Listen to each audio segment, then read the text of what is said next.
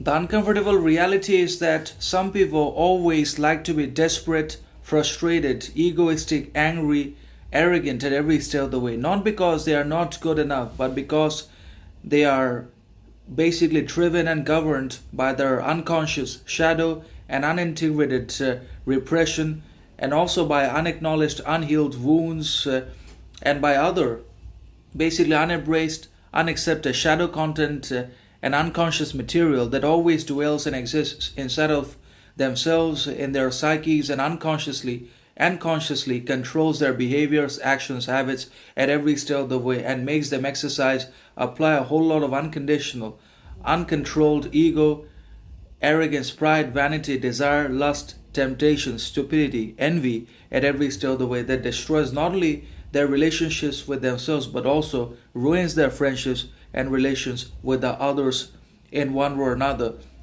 Some people always romanticize, some people always like to fall in love with despair, depression, alcohol, and drinking, smoking, etc. They normalize these as being good, authentic, productive, healthy conditions, qualities for human beings, for both men and women. Such people are there and they belong to the modern, open minded culture.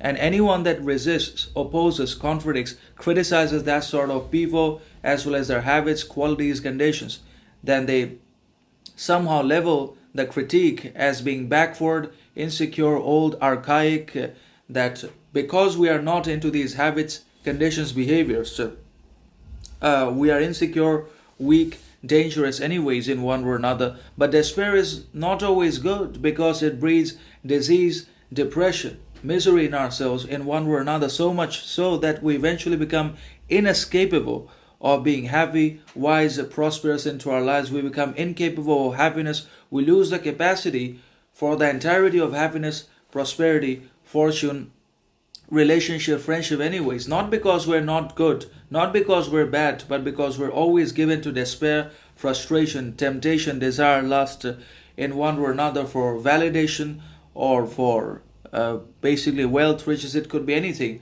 But despair is not good. Being always in despair, always being desperate, is fundamentally bad, dangerous, counterproductive for the transformation, authenticity, happiness, and capacity for relationships in both men and women, obviously in different ways, for different reasons. But always being in despair is not good. Despair is good only when it extends our talent, enhances our potential, helps in the actualization of our ambitions. Otherwise, not. As I mentioned earlier, or basically unconditional despair or being desperate all the time can be bad